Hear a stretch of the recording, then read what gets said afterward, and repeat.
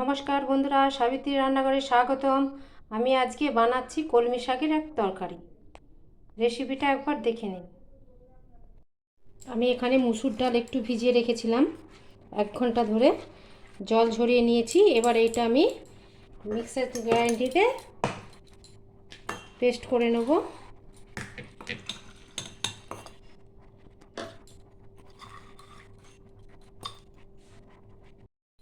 মিক্সিতে আমার একটা বাটা হয়ে গেছে, আমি এবার একটু ফাটিয়ে নেব।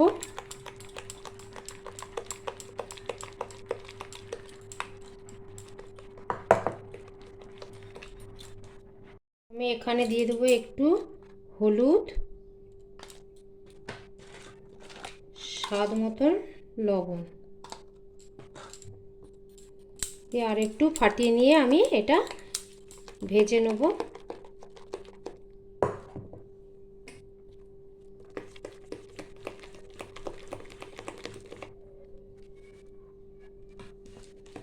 এটা আবার ফাটানো হয়ে গেছে, এবার আমি ভাজবো।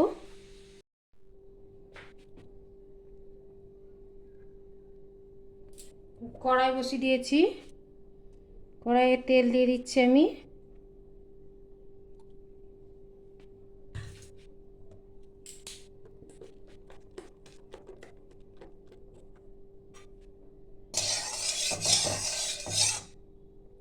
তেলটা আবার গরম হয়ে গেছে, আমি বড়াগুলো ছোট ছোট করে ভেজে নেব।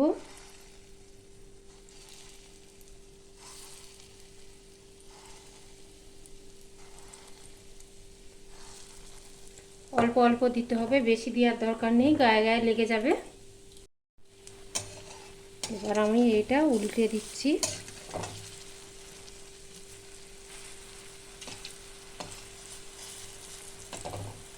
ছোট ছোট দিচ্ছি, দেখতে ভালো লাগবে। এবার আমার লাল লাল হয়ে গেছে, আমি এবারে এগুলো তুলে নেব।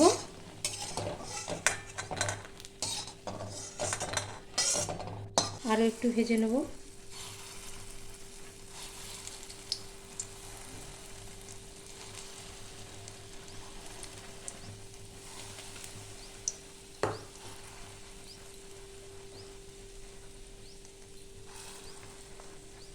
ওইভাবেও এইগুলো ভেজে নেব।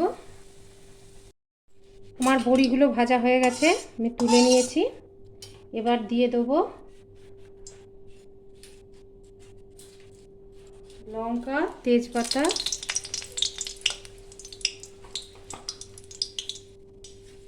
আর হাফ চামচের মতো কালো জিরে।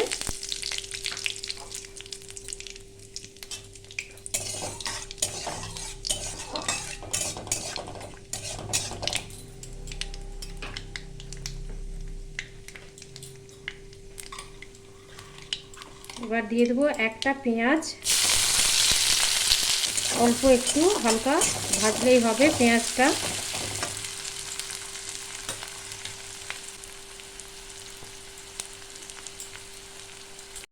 একটা কেটে রাখা আলু,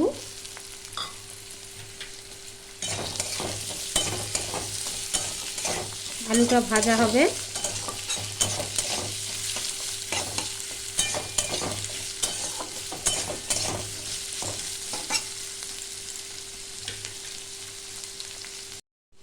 এবার দিয়ে দেবো স্বাদ মতো লবণ,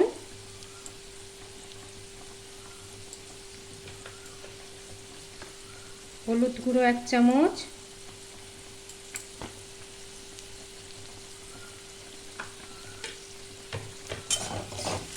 আলুটা কিন্তু ভালো করে ভাজা ভাজা হবে। আমি আঁচটা কমিয়ে দিয়েছি,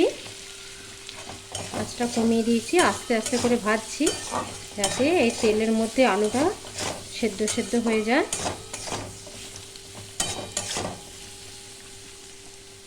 দিয়ে দেবো বেগুন,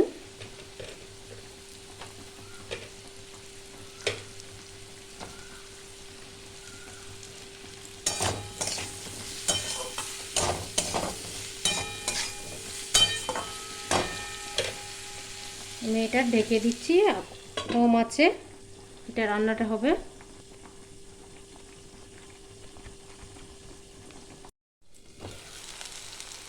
আমি 2 মিনিট ঢেকে রেখেছিলাম। আমি শুধু নুন হলুদ দিয়ে নাড়াচাড়া করেছিলাম। এবার দিয়ে দেবো অল্প একটু জিরে, অল্প দিচ্ছি হাফ চামচের মতো, ছোটো চামচের একটু ধনে গুঁড়ো আর একটু লঙ্কা গুঁড়ো।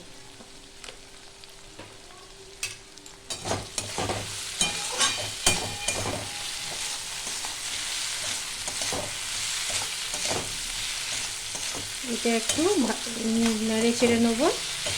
জিরে গুঁড়োটা দিয়েছি তো, তাই জন্য এটা যেন একটু জিরে গন্ধটা চলে যায়, তাই সেই রকমভাবে আমি নেড়ে নেবো।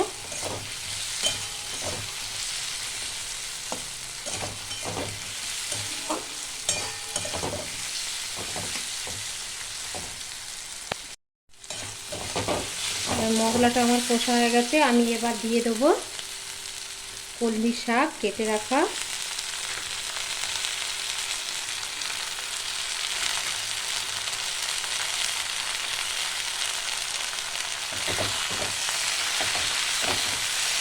কলমি শাকটাকে এবার আমি নাড়িয়ে চাড়িয়ে নেব।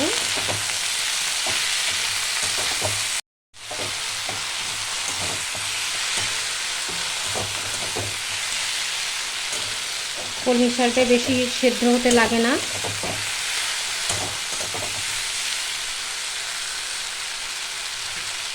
এবার দিয়ে দেবো ভেজে রাখা বড়াগুলো।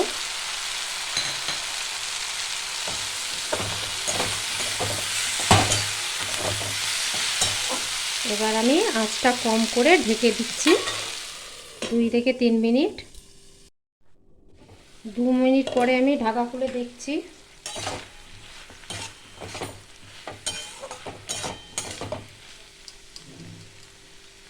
আমি গ্যাসটা একটু বাড়িয়ে দিয়ে আমি অল্প পরিমাণে একটু জল দিচ্ছি।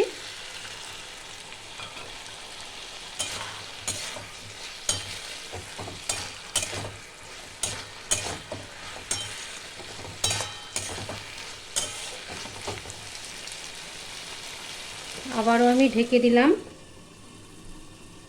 1 মিনিটের মতো। আমি 1 মিনিট ঢাকা দিয়েছিলাম, 1 মিনিট পরে খুলছি। একদম জলটা পুরো শুকনো হয়ে গেছে।